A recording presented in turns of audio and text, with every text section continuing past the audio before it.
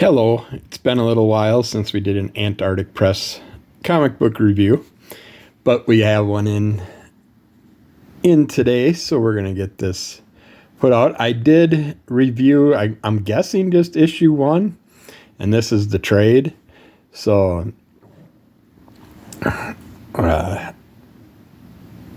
got to see what I was missing in the end of the story and that second half of the story and everything. But it was a lot of fun. So this is Dog Supreme.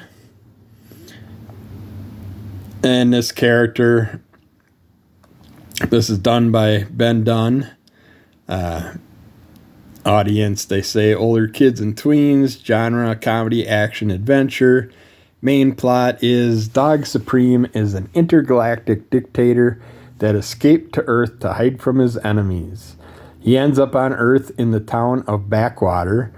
There he encounters a girl named Paige and her family.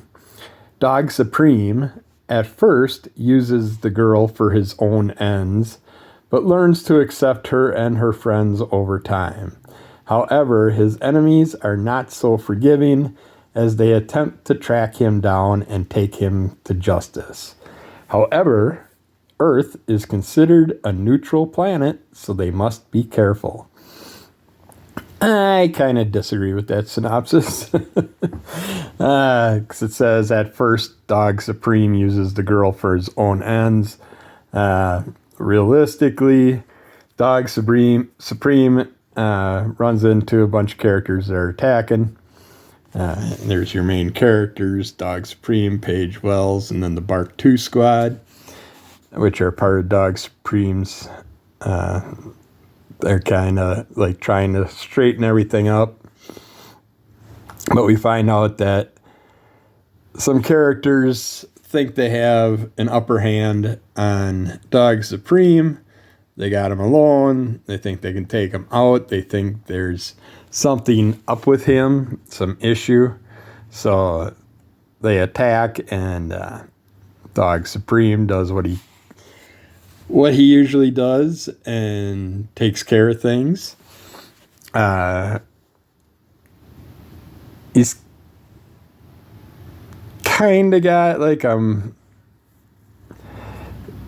I'd say like a Captain Marvel-esque style feel to him. And as we know, there's lots of Captain Marvels out there. So, but he deals with these characters, finds out why they're after him. They have a little bit of a certain item that they feel can basically depower Dog Supreme, make him weaker a bit so they can take care of him and take him out. We find out that there's these cosmic characters that hit a bunch of different type of special weapons items all over the place, but then Dog Supreme's like, I'm taking a vacation. I need a break. And he decides to go to Earth to get away. And the reason I say that he didn't really control Paige in the beginning is because, well, Paige, for one, lost her puppy.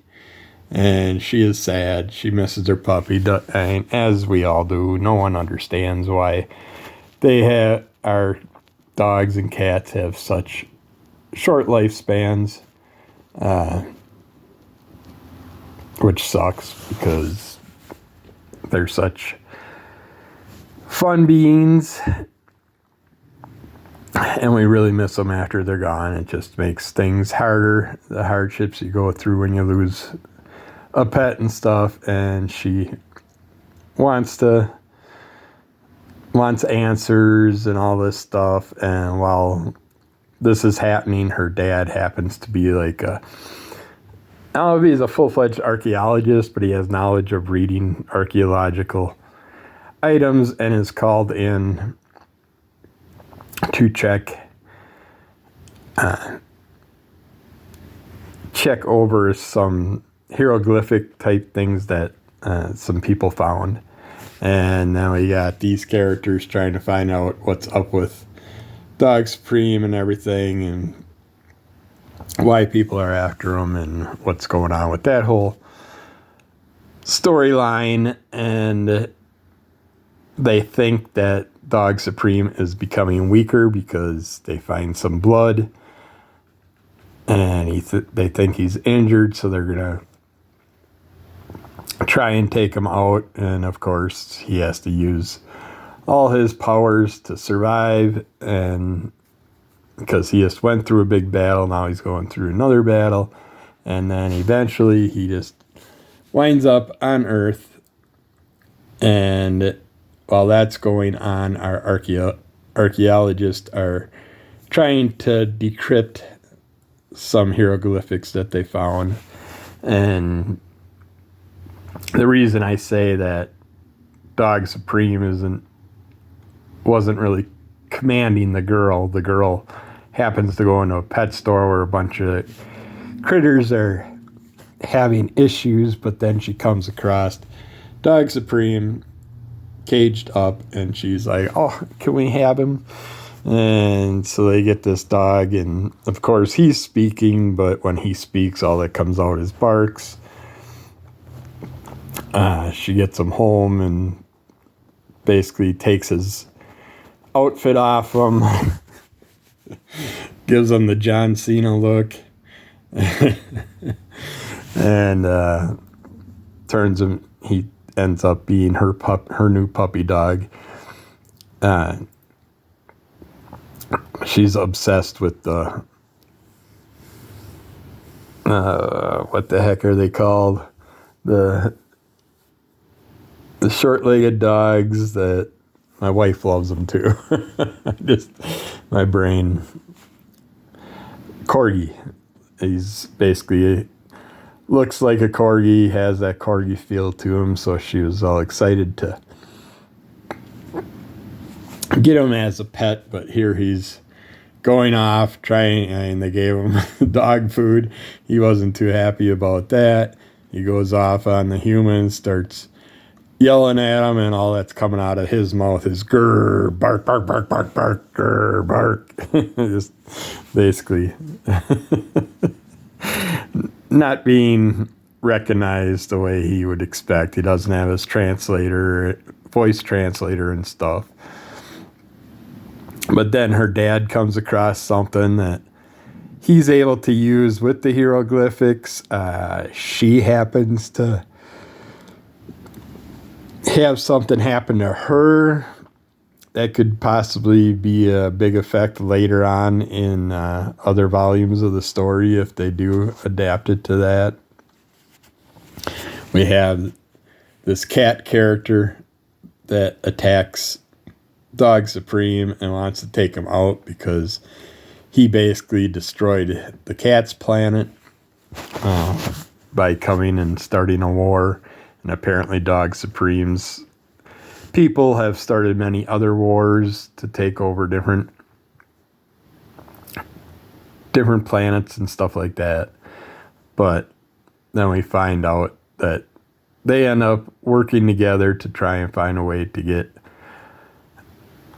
back to their own worlds. And while that's happening, we're also finding out about some other characters that happen to be part of the whole organization of characters that are trying to take out Dog Supreme. But by them finding the hieroglyphics, I don't want to ruin it. You're going to have to read the story to find out all the things about the special items that they find, the special things that happen. One thing I am going to show, because it cracked me up, is this spaceship. And if you look at it, it's basically a giant nail clippers. I thought that was funny. But yeah, you get to see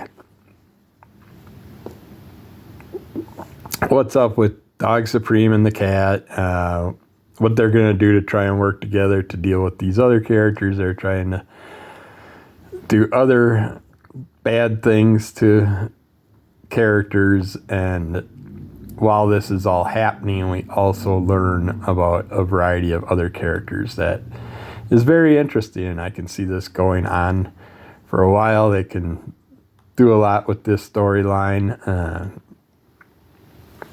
but yeah, I don't want to ruin the end of it or anything like that. There's a lot of stuff that I do want to talk about, but I'm not going to, because I'm not gonna sit there and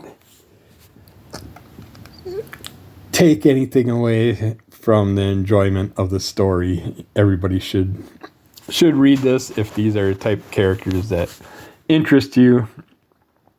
And it's not just dogs and cats that we're dealing with in this storyline.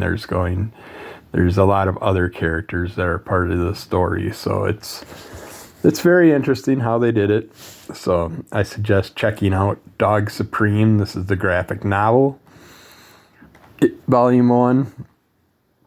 I'm looking forward to hopefully seeing more of this character in the near future, as I hope you will enjoy and want to see more of. But check out Dog Supreme. This is a trade paper, the graphic novel.